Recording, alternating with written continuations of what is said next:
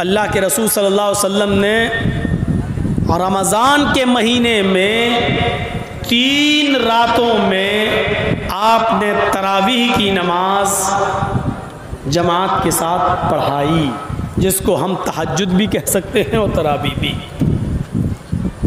पहली रात पढ़ाई, काफ़ी लोगों ने पढ़ी। दूसरी रात पढ़ाई, पहले से ज़्यादा लोग मस्जिद में आए। तीसरी रात में पढ़ाई तो मस्जिद खचाखच भर गई। चौथी रात अल्लाह के रसूल नहीं आए, बल्कि अपने हुजरे से खबर भिजवा दी कि जिसको भी ये नमाज पढ़ना है अलग अलग पढ़ ले, या 2, 4, 5, 6 लोग जमा होकर एक को इमाम बना लें और वो उनको नमाज पढ़ा दे। जिसको पढ़ना हो अपने घर में भी पढ़ सकता है, मैं नहीं पढ़ाऊंगा।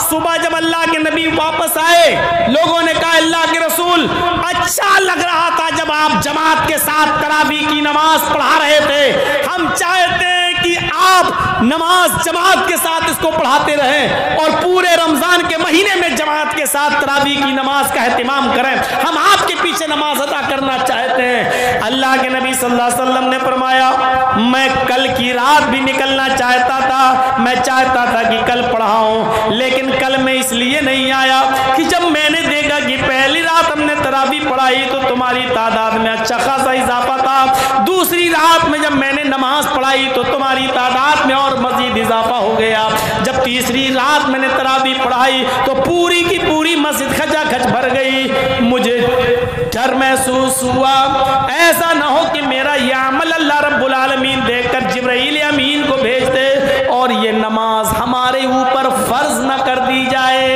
हमारे जरिए ये हुक्म नाफिज न करवा दे अल्लाह ताला कि आज के बाद ये नमाज तुम्हारे ऊपर, तुम्हारी उम्मत के ऊपर ये नमाज फर्ज कर दी गई। मुझे इस बात का डर लगा ये नमाज कहीं फर्ज न कर दी जाए, जिब्राइल अमीन अल्लाह की तरफ से फर्जियत का ऐलान लेके ना आ जाए कि अल्लाह ताला ने आपकी उम्मत पर ये नमाज तरावीह को फर्ज कर दिया है। मुझे डर लगा, इसलिए मैं नहीं आया।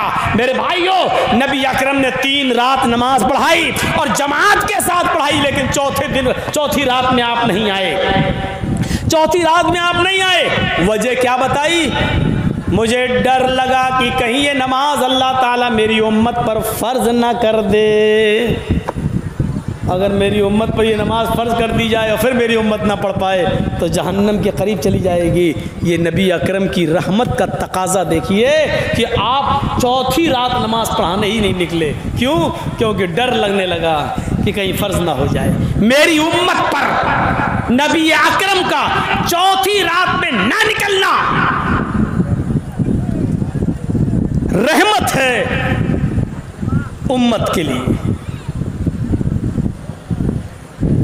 फ़र्ज़ हो जाती तो क्या होता? मिसवाक फ़र्ज़ हो जाती तो क्या होता? रात भर इबादत और दिन भर के रोज़े फ़र्ज़ कर दिए जाते। अल्लाह के रसूल कहते थे नहीं बहुत अच्छा करो, आज बहुत अच्छा अमल करो, तो क्या होता? हम कहाँ होते आज? ये सूरत हाल देखिए, अपने ज़मीर से पूछिए, अपने दिल से पूछिए, कुरान ने कितनी सही फजीलत बयान की मोहम्मदुर रसूलुल्लाह की। हरीसुन अलैकुम बिल मुमिनीन रऊफुर रहीम। वो मोमिनों के, मुसलमानों के फ़ायदे के बड़े मुतमन्नी रहते हैं और मोमिनों के साथ उनकी रहमत कुछ ख़ास है। कितनी ख़ास रहमत है। आइए एक और चीज़ बताएं, और बहुत प्यारी चीज़, और सुनिए। अल्लाह के नबी फरमाते हैं कि अल्लाह तबारक व तआला ने आदम अलैहिस्सलातु वस्सलाम से लेकर मुहम्मदुर रसूलुल्लाह तक, मुझ तक सारे नबियों को जब भी इस दुनिया में भेजा तो उनको एक इख्तियारी दुआ दी। इख्तियारी दुआ समझते हो? इख्तियारी दुआ दी कि हम तुम्हारी सारी दुआएं कबूल करें या न करें ये मेरी मर्जी, लेकिन एक दुआ का इख्तियार देता हूं, तुम मांगो, तुम्हारी वो हम ज़रूर सुनेंगे। इसको कहते हैं इख्तियारी दुआ। एक दुआ हम जरूर सुनेंगे तुम्हारी, जो भी तुम मांगना चाहो मांगो। आदम अलैहिस्सलाम ने मांगी और आदम अलैहिस्सलाम से लेकर ईसा अलैहिस्सलाम तक सारे नबियों ने वो इख्तियारी दुआ मांगी। अल्लाह के नबी फरमाते हैं अल्लाह ताला ने हर नबी से कहा मांगो हम तुम्हें देंगे। सारे नबियों ने जल्दी कर ली। अल्लाह ताला ने दुनिया में इख्तियार दिया था कि मांगो, एक दुआ हम तुम्हारी जरूर सुनेंगे, तुम्हारी मर्जी जो मांगोगे हम तुम्हें देंगे। सारे नबियों ने मांग ली। जब मुझे नबी बनाकर दुनिया में भेजा तो अल्लाह ताला ने एक इख्तियारी दुआ मुझे भी दी। हाय मोहम्मद सल्लल्लाहु अलैहि वसल्लम मांग लीजिए, आप भी दुनिया में क्या मांगना चाहते हैं, आपको भी इख्तियार है। मैंने सारे नबियों को एक इख्तियारी दुआ दी और उनकी सुनी, उनको इस दुनिया में नवाजा। आपको भी एक इख्तियारी दुआ दे रहा हूं, जो मांगेंगे हम देंगे। बताइए क्या चाहिए। अल्लाह के नबी ने इसका जिक्र हजरत आयशा सिद्दीका से किया कि अल्लाह ताला ने आज मुझे इख्तियारी दुआ दी है। हजरत आयशा खुश हो जाती हैं और कहती हैं अय अल्लाह के नबी मौका अच्छा है, आए मेरे प्यारे शोहर मौका बड़ा अच्छा है। जब अल्लाह ने इख्तियारी दुआ दी है तो आप अल्लाह से सोना मांग लो, चांदी मांग लो, ऐसी चीज मांग लो कि हमें जिंदगी भर पेट पे पत्थर न बांधना पड़े, हमें फाके ना करना पड़े, हमें मुसीबतें न झेलना पड़े। अल्लाह के नबी फरमाते हैं कि अगर मैं उस मौके पर अल्लाह से ये कहता कि अल्लाह इस ओहद पहाड़ को मेरे लिए सोने का पहाड़ बना दे, जहां मैं चलना चाहूं चलूं और ये पहाड़ भी मेरे साथ चले, तो अल्लाह ताला मेरे लिए उस ओहद पहाड़ को भी सोने का बना देता। काबे के रब की कसम, जहां मैं चलता वो पहाड़ भी सोने का मेरे साथ साथ चलता। मेरी बीवी आयशा मुझसे कह भी रही थी कि अल्लाह के नबी आए मेरे प्यारे शौहर, जब अल्लाह ने इख्तियार दिया ही है तो मांग लो, क्यों नहीं मांगते हो। फख्तबातु, लेकिन मैंने वो दुआ नहीं मांगी, मैंने उस दुआ को छिपा लिया। सारे नबियों ने जल्दी की लेकिन मैंने जल्दबाजी नहीं की।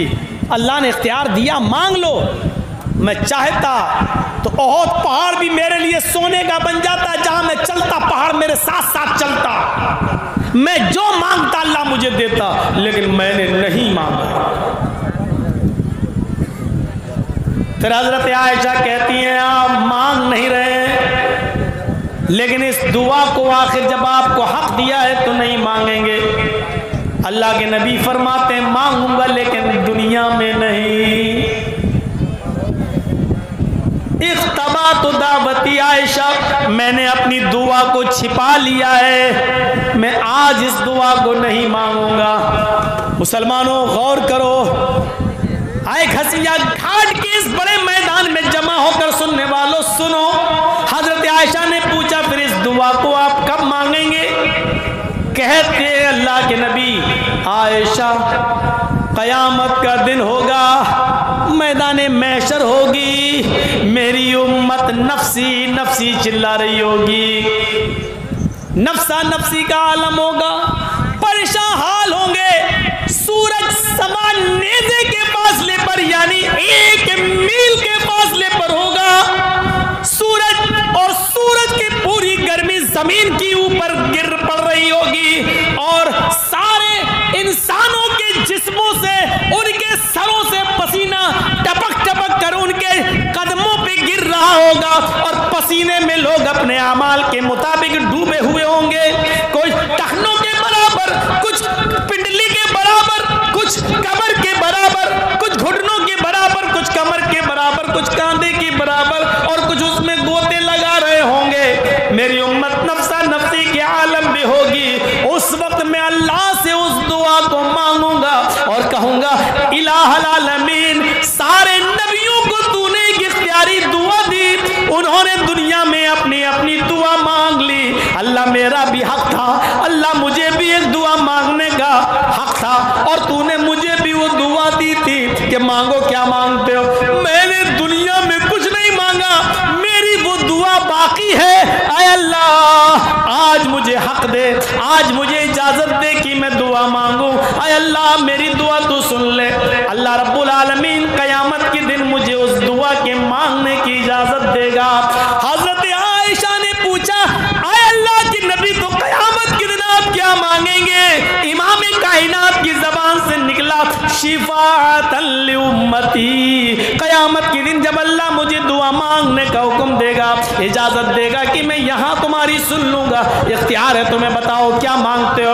उस वक्त मैं अल्लाह से अपनी उम्मत की शिफाअत का हक मांगूंगा, और अल्लाह मुझे शिफाअत का हक देगा कि जाओ आए मोहम्मद सल्लल्लाहु अलैहि वसल्लम, मैंने यह हक तुम्हें दिया, तुम कुछ गुनाहगार लोगों की शिफाअत करा सकते हो, उनको जन्नत में ले जाने का हक रखते हो, जाओ मैं तुम्हें इजाजत दे रहा हूं। ये उम्मत के लिए रहमत नहीं तो और क्या है। दुआ उस नबी ने अपने लिए कुछ नहीं मांगा, अपनी फैमिली के लिए कुछ नहीं मांगा। आप दिन भर जो मेहनत करते हो किसके लिए करते हो? अपने लिए नहीं करते हो, माफ कीजिएगा। आपको तो 2 रोटी खाना है, कहीं भी मिल जाएगी। आप जो सुबह से लेकर शाम तक मेहनत करते हो, आपको अपने से ज़्यादा अपने बीवी और बच्चों की फिक्र होती है। अपने से ज़्यादा अपने बीवी और बच्चों के लिए आप कमाते हैं, उनके फ्यूचर के लिए। अल्लाह के रसूल को पूरा इख्तियार था, आप चाहते तो अल्लाह से ऐसी दुआ इस दुनिया में मांग सकते थे कि ज़िंदगी भर बैठ कर खाते। सफा और मरवा के पहाड़ सोने के हो जाते, बहुत पहाड़ सोने में तब्दील हो जाता, और जहां आप चलते मक्के के ये पहाड़ और मदीने की वो वादियां भी आपके साथ चलती। लेकिन अल्लाह के नबी सल्लल्लाहु अलैहि वसल्लम अपने और अपनी फैमिली के लिए कुछ नहीं मांग रहे, और वो दुआ भी छिपा ली। इख्तबा तो दावती, मैंने अपनी उस दुआ को छिपा लिया। लियौमिल क़यामा, क़यामत के दिन के लिए, अल्लाह से क़यामत के दिन मैं मांगूंगा। अम्मा आयशा पूछती है तो क़यामत के दिन क्या मांगेंगे? कहती है शिफ़ाअतन लि उम्मती, अपनी उम्मत की शिफ़ाअत का सवाल करूंगा मैं अल्लाह ताला से। यह है रसूल की रहमत उम्मत के साथ। उम्मत क्या कर रही है? फजर की नमाज में देख लीजिएगा इस उम्मत का क्या हाल है। मौलवी जर्जीस की पूरी तकरीर सुनने के बाद मस्जिदों का जायजा ले लीजिएगा। सुबह फजर की नमाज के टाइम पर आपकी मस्जिदें बता देंगी कि आज के इस जलसे का कितना असर हुआ है, कितना असर हुआ है। ये सूरत हाल, ये नबी अकरम की रहमत। आओ एक और नक्शा दिखाता हूँ रहमत का। उम्मत के लिए रहमत, हमारे आप के लिए रहमत। कितना मेहरबान थे वो रसूल हमारे और आपके ऊपर। कभी गौर किया? मेराज हुई, सफर मेराज पे गए, बुर्राक के जरिए, और अल्लाह ताला ने वहाँ नबी अकरम को एक तोहफ़ा दिया। तोहफ़ा क्या मिला? 50 वक्त की नमाज नबी अकरम पर और आपकी उम्मत पर फ़र्ज़ कर दी गई। ज़रा नक्शा देखिए, अल्लाह के रसूल सल्लल्लाहु अलैहि वसल्लम को क्या मिला? अल्लाह ने क्या दिया? जाओ ऐ मोहम्मद, आप और आपकी उम्मत पर 50 वक्त की नमाज मैंने फ़र्ज़ कर दी। बड़े खुश, 50 वक्त की नमाज का तोहफ़ा मिला है। लेके चले आ रहे हैं, लेके चले आ रहे हैं। चौथे आसमान पर पहुंचते हैं, मूसा अलैहिस्सलातु वस्सलाम से मुलाकात हो जाती है। मूसा अलैहिस्सलातु वस्सलाम ने कहा, आए मोहम्मद सल्लल्लाहु अलैहि वसल्लम, अल्लाह ताला की तरफ से आपको जो तोहफ़ा मिला है वो तोहफ़ा क्या है? तो मूसा अलैहिस्सलातु वस्सलाम ने पूछा तो अल्लाह के नबी ने कहा, हमारी उम्मत पर अल्लाह रब्बुल आलमीन ने 50 वक्त की नमाजें फ़र्ज़ कर दी हैं। अल्लाह के नबी ने कहा, कितने वक्त की नमाज? मूसा अलैहिस्सलाम ने कहा, कितने वक्त की नमाज? अल्लाह के नबी फरमाते हैं 50 वक्त की नमाज। मूसा अलैहिस्सलातु वस्सलाम कहते हैं, आए मोहम्मद सल्लल्लाहु अलैहि वसल्लम दोबारा अल्लाह के पास चाहिए, 50 वक्त की नमाज बहुत ज़्यादा हैं। लेकिन अल्लाह के नबी क्या कह रहे हैं, नहीं 50 वक्त की नमाज बहुत ज़्यादा नहीं है, हम और हमारी उम्मत पढ़ लेगी। फिर मूसा अलैहिस्सलाम ने यहाँ एक जुमला कहा जो हदीस की किताबों में इस तरीके से दर्ज है, इन्ना उम्मतक ला तुतीख, मोहम्मद आप पढ़ लेंगे, आपकी उम्मत 50 वक्त की नमाज नहीं पढ़ सकती।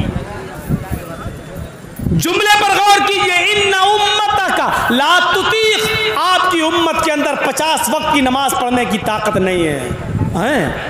मूसा तुम भी नबी बनकर गए थे, तुम्हें तजर्बा है, तुम्हारी उम्मत का हाल तुम्हें मालूम है, क्या मेरी उम्मत 50 वक्त की नमाज नहीं पढ़ पाएगी? मूसा अलैहिस्सलाम ने कहा नहीं। फिर गए अल्लाह के पास। आप देख रहे हैं अल्लाह ने 50 वक्त की नमाज भी लेके चले आए। मूसा ने कहा 50 वक्त की नहीं पढ़ सकती आपकी उम्मत का नाम सुना, अरे अल्लाह जब मेरी उम्मत 50 वक्त की पढ़ नहीं सकती तो फिर क्या फ़ायदा, फिर तो मेरी उम्मत जहन्नम में चली जाएगी, मैं कैसे देख लूँगा अपनी उम्मत को जहन्नम में जाते हुए। उम्मत का नाम सुना तो अल्लाह के पास दोबारा गए। अल्लाह ने कहा मोहम्मद अब क्या हुआ? अल्लाह 50 वक्त की ज़्यादा है। अच्छा ओ कंसेशन चाहते हो, डिस्काउंट, नमाज में कमी चाहते हो जी? अच्छा जाओ मैंने 10 वक्त की कम कर दी, 40 तो ठीक है, हाँ हाँ 50 बार ये वाक़या सुना होगा। आइए ज़रा हमसे सुनिए। फिर आए, फिर उसी आसमान पर मूसा अलैहिस्सलातु वस्सलाम मिल गए। अल्लाह ने कम किया, हाँ किया, माशाअल्लाह। कितने वक्त की रह गई? कहा 40। मूसा ने खींच के कहा 40? क्या क्यों, क्या हुआ? अरे बहुत ज़्यादा है। अरे तुमने कम करने के लिए भेजा, मैं कम करने के लिए गया, अल्लाह ताला ने 10 कम कर दी। कहा कि नहीं नहीं ये भी ज़्यादा है मूसा, ठीक है 10 वक्त की कम हुई ना, कुछ तो कंसेशन मिला है ना। इन्ना उम्मतक ला तुतीक, आए मोहम्मद अपने हिसाब से मत सोचो, आप तो 50 नहीं 100 वक्त की भी पढ़ लोगे, लेकिन आपकी उम्मत 40 वक्त की नहीं पढ़ सकेगी। क्या क़यामत के दिन 40 वक्त की नमाज न पढ़ने की वजह बस अपनी उम्मत को जहन्नम में जलता हुआ देखना गवारा कर लोगे? नहीं। तो फिर जाओ, फिर गए। अल्लाह ने कहा अरे अब क्या हुआ? अल्लाह 40 भी ज़्यादा। अच्छा तो और कम कर दूं? हाँ अच्छा जाओ 10 और कम कर दिया, 30 वक्त की। फिर आए मूसा, हाँ आधी के करीब हो गई, 50 में से 20 चली गई, 30 रह गई।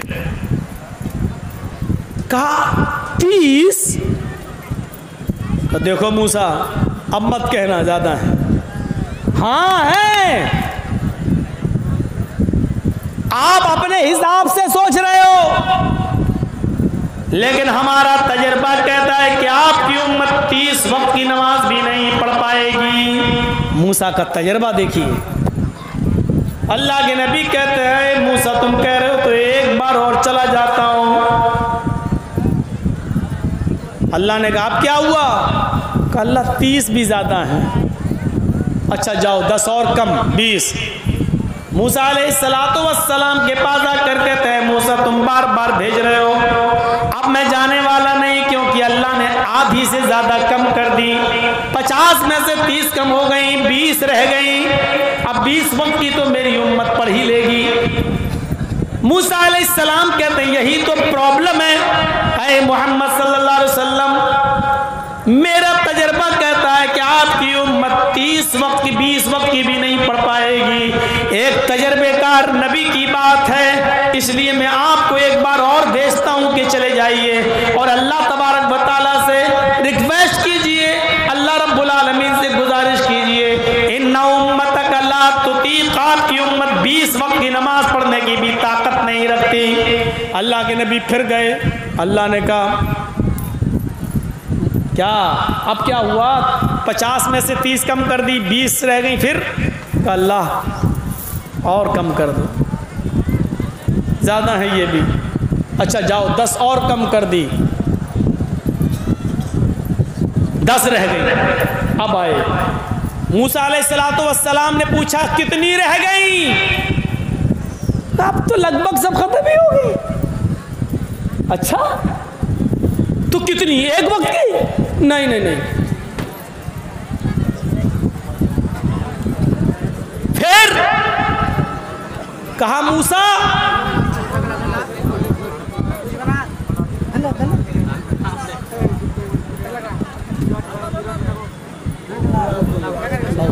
उसको उधर जाके छोड़ दो।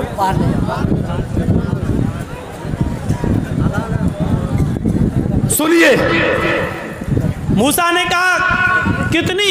कहा 50 में से समझ लो कि बहुत कम। अल्लाह ने 40 कम कर दी, 10 रह गई। मूसा ने कहा कि 10 रह गई? कितनी कम कर दी? कहा 10 और कम कर दी, 10 रह गई। कहा 10? हाँ। है मूसा अब मत भेजना। 50 में से 40, 40 से 30, 30 से 20, 20 से 10। अब मैं जाने वाला नहीं हूं।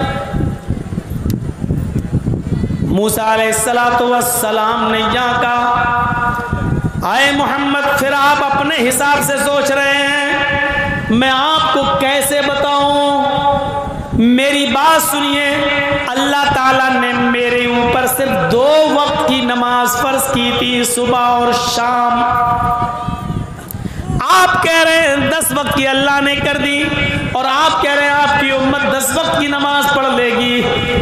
मुझसे सीखो, मेरी उम्मत से सीखो। मेरी उम्मत 2 वक्त की नमाज भी नहीं पढ़ सकी, आपकी उम्मत 10 वक्त की कैसे पढ़ लेगी? इन्ना उम्मतक ला तुतीक। 10 वक्त की नमाज पढ़ने की ताकत नहीं है आपकी उम्मत के अंदर। जाइए एक बार और जाइए, अल्लाह रब्बुल आलमीन कम कर देगा। और सुनो 10 10 10 कम हो रही हैं, 10 और कम हो जाएंगी तो कुछ बचेगा ही नहीं। नहीं मूसा 10 खत्म कर देगा फिर कुछ बचेगा ही नहीं, तो फिर तोहफे का फायदा क्या? अरे जाओ तो अल्लाह बड़ा गफूर रहीम है, बड़ा मेहरबान है। गए। अल्लाह ने कहा मोहम्मद अब क्या हुआ? अब तो 10 कर दी।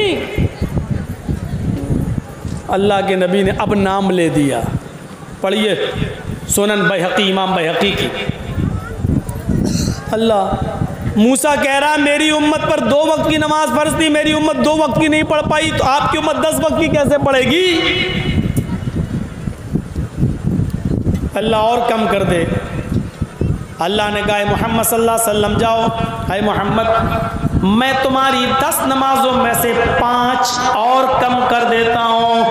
अब 5 वक्त की नमाज तुम पर और तुम्हारी उम्मत पर फर्ज है। जाओ ये तोहफा लेके जाओ।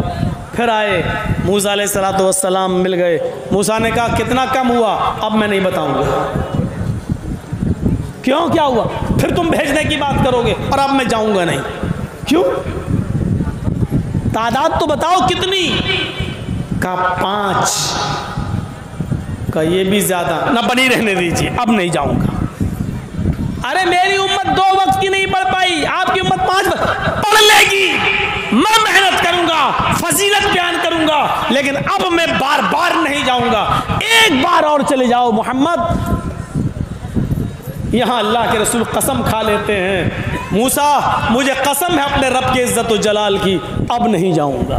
मुझे बार बार जाने में शर्म आ रही है, कितनी बार जाकर कम कराऊं? नहीं, जैसे यहाँ कसम खाई मुझे बार बार अपने रब के पास जाने में शर्म आती है, कितनी कम कराऊं? गैर से आवाज आती है मोहम्मद तुम मुझसे शर्मा गए, आए मोहम्मद तुम मेरी रहमत से नाउम्मीद हो गए। अगर तुम एक बार और चले आते मेरे पास तो कसम में मुझे अपने इज्जत और जलाल की कसम में मुझे अपने किबरियाई की, मैं तुम्हारी नमाजों में और कमी कर देता और तखफीफ कर देता, लेकिन तुम शर्मा गए और तुमने कसम खाकर कह दिया कि कसम है मुझे अपने रब के इज्जत व जलाल की, अब नहीं जाऊंगा, तो मुझे भी कसम है कि अब मैं 5 से कम नहीं करूंगा। अपनी किबरियाई की मैंने 5 वक्त की नमाज तुम्हारे ऊपर अब फर्ज कर दी। मूसा अलैहिस्सलाम कहते हैं ले चले जाते ना, एक बार कम हो जाती ना, हमको क्या मालूम था। अच्छा, कितने लोग यहाँ खुश हो रहे होंगे और ये भी सोच रहे होंगे कि अल्लाह के रसूल काश एक बार और चले गए होते तो कितना अच्छा होता। इतनी बार चले गए, एक बार और चले जाते तो कितना अच्छा होता। 2 वक्त की रह जाती, सुबह उठ जाओ पढ़ लो, शाम को सोने से पहले पढ़ लो, दिन का झमेला ख़त्म। लेकिन हकीकत है ये मूसा का तजर्बा, मूसा की उम्मत 2 वक्त की नहीं पढ़ पाई।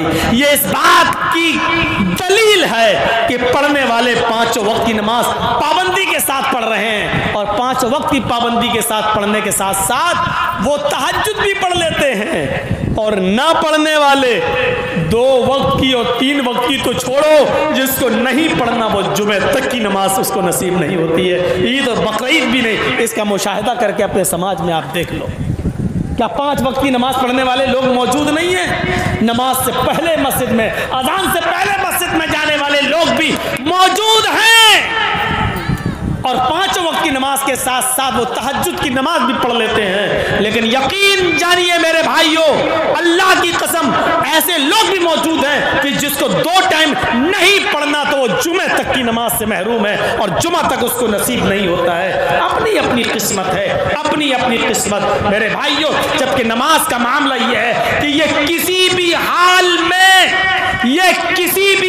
में माफ नहीं है, किसी भी हाल में माफ नहीं है। गुंजाइश है, रियायत है, लेकिन माफ नहीं है। कंडीशन में तब्दीली है, लेकिन माफ नहीं है। अगर खड़े होकर पढ़ने की ताकत नहीं है तो बैठ कर पढ़ो, लेकिन पढ़ना है। बैठ कर पढ़ने की ताकत नहीं है तो लेट के पढ़ो, लेकिन पढ़ना है। करवटें नहीं बदल पा रहे हो, इधर उधर नहीं घूम पा रहे हो, तो इशारे से पढ़ो, लेकिन पढ़ना है। पूरे बदन का इशारा नहीं कर पा रहे हो तो जबान से अल्फाज निकालिए, हरकत दीजिए, लेकिन पढ़ना है। बिलफर्ज आपको किसी जालिम आदमी ने किसी पेड़ से बांध दिया है या किसी खंबे से बांध दिया है, नमाज का वक्त हो जाता है, आपको न वुजू बनाने दिया जा रहा है, न गुस्ल करने दिया जा रहा है, न आपका चेहरा किबले की तरफ है, लेकिन नमाज इस हाल में भी आपके ऊपर माफ नहीं है। आपको बांध दिया गया है, अजान की आवाज आ रही है, आप उससे एक बार कहिए कि मुझे वुजू बनाने की इजाजत दे दे। इजाजत देता है तो ठीक, वुजू बना लीजिए। इजाजत नहीं देता है तो ऐसी कंडीशन में बगैर वुजू के तुम्हें नमाज पढ़ना है। नियत कर लो, आय अल्लाह, अगर मेरे हाथ पैर खुले हुए होते तो मैं वुजू जरूर बना लेता। इस नियत पर भी तुम्हें वुजू का सवाब मिलेगा, क्योंकि वुजू बनाने नहीं दिया जा रहा है, वुजू का वक्त है, वुजू बनाने नहीं दिया जा रहा है, तो नियत से ही वुजू कर लो। आय अल्लाह, मैंने वुजू की नियत कर ली, क्योंकि मुझे जालिम ने बांध दिया, वुजू नहीं बनाने दिया जा रहा है। किबले की तरफ आपका चेहरा नहीं है, पूरब की तरफ, उत्तर की तरफ या दक्षिण की तरफ आपका चेहरा है। आप उससे कहिए कि मुझे इस तरफ, किबले की तरफ मेरा चेहरा कर दो। अगर उसने कर दिया तो ठीक, अगर नहीं करने दे रहा है तो कहिए अल्लाह, मेरा चेहरा किबले की तरफ नहीं, लेकिन तू तो हर तरफ है, तेरा रुख तो हर तरफ है। अय अल्लाह, मैंने नियत कर ली कि मैं किबले की तरफ रुक करके नमाज पढ़ रहा हूं, अगरचे मुझे किबले की तरफ रुक करके नमाज नहीं पढ़ने दिया जा रहा है। और आप उसी हाल में नियत नहीं बांध पा रहे हैं, मत बांधिए। रुकू नहीं कर पा रहे हैं, मत कीजिए। सजदा नहीं कर पा रहे हैं, मत कीजिए। लेकिन नमाज आपको उस कंडीशन में भी पढ़ना पड़ेगी, जबान चलाना पड़ेगी। सुभानक अल्लाहुम्मा व रब्बिल आलमीन अर्रहमान अर्रहीम पढ़ना पड़ेगा। सुभान रब्बियल अज़ीम, सुभान रब्बियल आला। लोगों, इस कंडीशन में भी नमाज माफ नहीं है। कैसे तुम अपने नरम गरम बिस्तरों पे सोना गवारा कर लेते हो? मुअज्जिन की आवाज आती है अस्सलातु खैरुम मिनन नौम, और तुम अपने बिस्तरों पर आजान सुनने के बाद भी अपने नरम गरम बिस्तर को छोड़ना गवारा नहीं करते हो। यहाँ हाथ पैर बंधे हैं, नमाज उस हाल में भी पढ़ना है। जालिमों ने तुम्हें बांध दिया है, कुर्सी से बांध दिया, चटाई में लपेट दिया। अजान का वक्त हो गया, वुजू नहीं बनाने दिया जा रहा तो बगैर वुजू के नमाज पढ़ो। किबले की तरफ चेहरा नहीं करने दिया जा रहा तो बगैर किबले की तरफ चेहरा करो। हाथ पैर नहीं चलाने दिया जा रहा तो जबान के से अल्फाज निकाल कर नमाज पढ़ो, इशारे से पढ़ो। लेकिन पढ़ना उस हाल में भी है, माफ किसी कंडीशन में नहीं है। कंडीशनें बदल दी जा सकती हैं लेकिन नमाज माफ नहीं है। यहां जुमा तक नसीब नहीं होता है हमारे कुछ लोगों को। नहीं, मुल्ला मौलवी चिल्लाते रहते हैं, अल्लाह बेहतर जाने। मरेंगे जिंदा रहेंगे मरेंगे तब देखा जाएगा जन्नत है भी या नहीं है। इस हाल में भी नमाज माफ नहीं है मेरे भाइयों। और सोचो, किसी ने हमें अरेस्ट कर लिया, गिरफ्तार कर लिया, कस्टडी में ले लिया, हाथों में हथकड़ी डाल दी, बांध दिया, रिमोट पे ले लिया, नमाज नहीं पढ़ने दी जा रही है, कुर्सी पे बिठा के रस्सी से बांध दिया।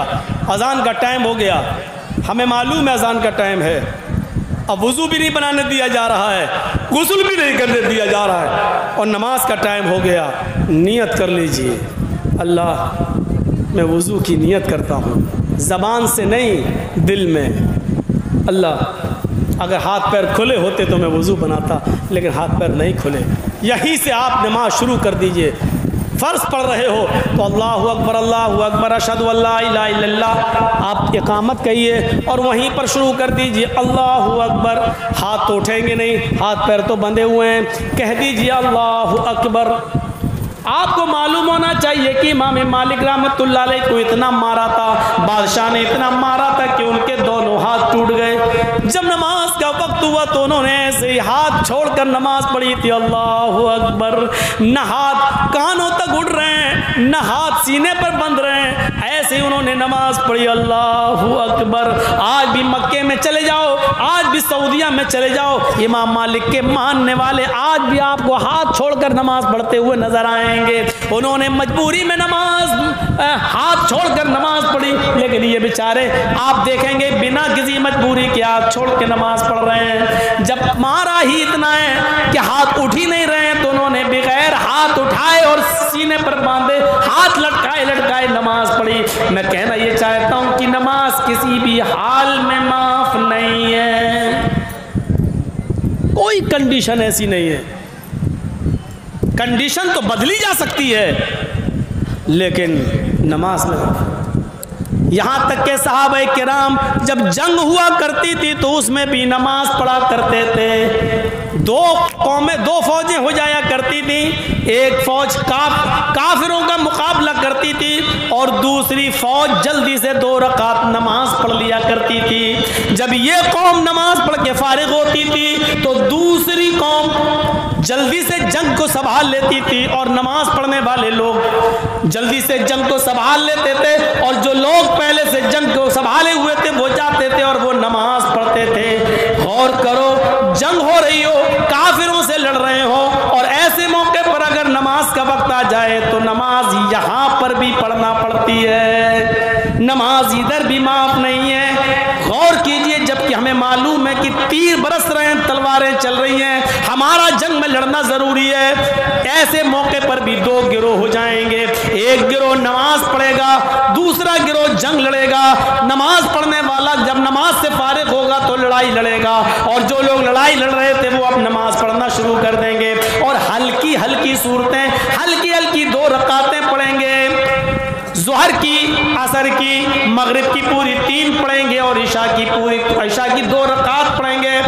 सफर में और जिहाद की जंग के मौके पर नमाज जो 4 रकात वाली है वो 2 रकात हो जाती है। मेरे भाइयों, नमाज इस कंडीशन में भी माफ नहीं है। हजरत उमर फारूक को जब अबू लुलू ने, फिरोज ने जब तीर मारा तो उनका पेट फट गया था नमाज की हालत में। जब उनको बेहोश हो गए, जब उनको होश आया तो सबसे पहले उन्होंने नमाज पढ़ी, लेकिन खून पेट से इतना निकल गया कि खाना खिलाया जा रहा था तो उनके पेट से बाहर आ जाता था, दूध पिलाया जाता था मुंह से तो पेट से वो बाहर निकल जाता था। किसी ने कहा अमीरुल मोमिनीन, इस हाल में भी आपने नमाज अदा की है? फरमाया नमाज किसी भी हाल में माफ नहीं है। मेरा पेट फट गया, पानी भी मुंह से पीता हूं तो पेट से बाहर निकल जाता है, लेकिन नमाज इस हाल में भी मुझे पढ़ना थी इसलिए पढ़ ली। फरमाया अगर कोई दूसरा आदमी इस हाल में नमाज छोड़ दे तो क्या होगा?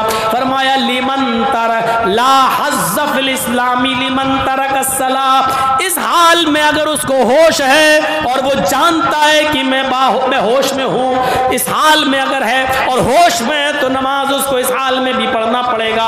अगर इस हाल में होश में होने के बावजूद नमाज नहीं पढ़ता है तो इस्लाम के अंदर उसका कोई हिस्सा नहीं है। पेट फट जाए, खाना पानी पेट से निकल रहा है और होश में, नमाज इस हाल में भी पढ़ना पड़ेगी। अगर इस हाल में नमाज नहीं पढ़ता तो इस्लाम में उसका कोई हिस्सा नहीं।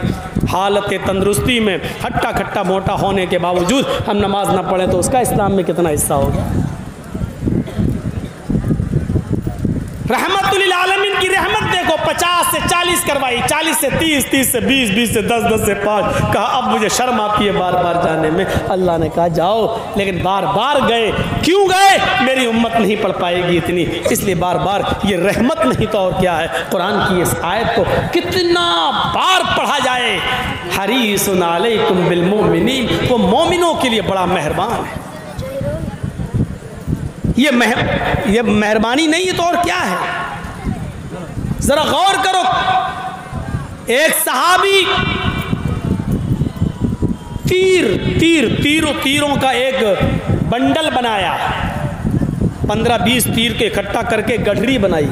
और तीर में आपने देखा होगा आगे का हिस्सा नोकदार होता है, नोकदार जब वो छोड़ते हैं तो वही नोक किसी को लगती है जहाँ मारना होता है, तो नोक का हिस्सा, और ऐसे लटकाते हुए जा रहे थे, ऐसे चल रहे थे, एक हाथ में तीर और वो चल रहे थे। वुजू बनाकर इसी हाल में मस्जिद में दाखिल हुए। अल्लाह के नबी ने देखा तीर का हिस्सा, नोक वाला हिस्सा आगे है, और ये सहाबी हाथ हिलाते हुए अंदर दाखिल हुए। रहमतुल आलमीन का रहम देखिए। आपने कहा आए सहाबी, आपने कहा उस शख्स से जो तीर लेके चल रहा था, आपने कहा तीर के सिरों को अपनी मुट्ठी से मजबूती से पकड़ो, तीर के सिरों को मजबूती से पकड़ो। कैला तख्दिशु मुस्लिमन, कहीं किसी तीर की नोक से कोई मुसलमान जख्मी न हो जाए। रहमत देखिए नबी अकरम की। आपने देखा साहबी तीर लेके जा रहे हैं, उधर मस्जिद में और भी सहाबा जा रहे हैं। ऐसा ना हो कि आगे वाला तीर की नोक किसी दूसरे सहाबी की चुभ जाए। क्या कहते हैं कि तीर के आगे वाले हिस्से को पकड़ लो मजबूती से और हाथ मत हिलाओ। कैला तख्तिशु मुस्लिमन, तुम्हारे तीर का अगला हिस्सा किसी मुसलमान सहाबी को लगकर उसको जख्मी ना कर दे।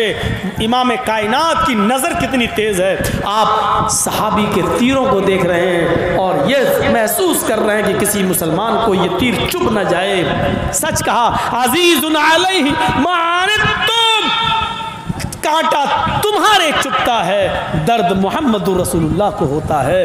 ये एहसास अल्लाह के नबी के अंदर था। इतना भी गवारा नहीं किया।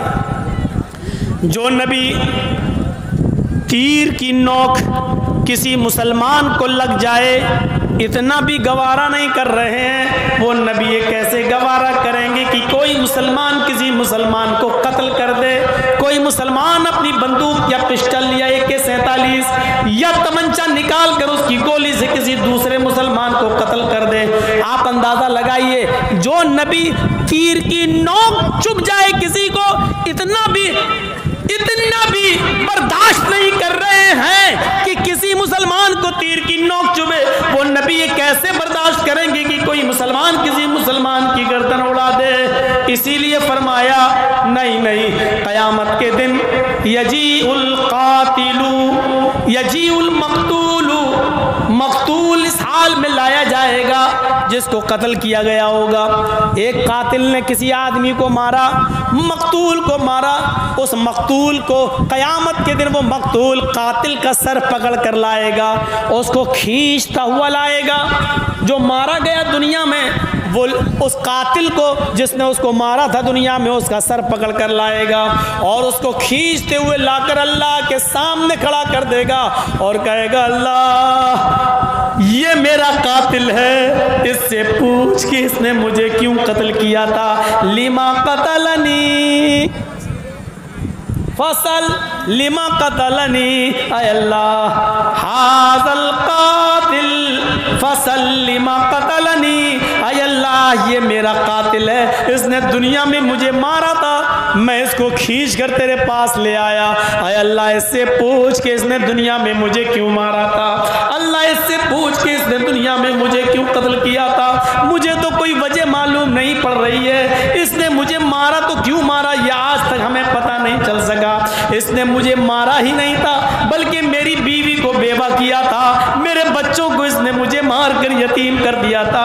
अय अल्लाह इससे पूछ के इसने मुझे दुनिया में क्यों मारा था, इसने क्यों कत्ल किया था। मक़तूल कातिल को खींच के लाएगा। बहुत आसान है किसी को मार देना, बहुत आसान है किसी की गर्दन उड़ा देना, बहुत आसान है किसी को बंदूक की गोली मार देना।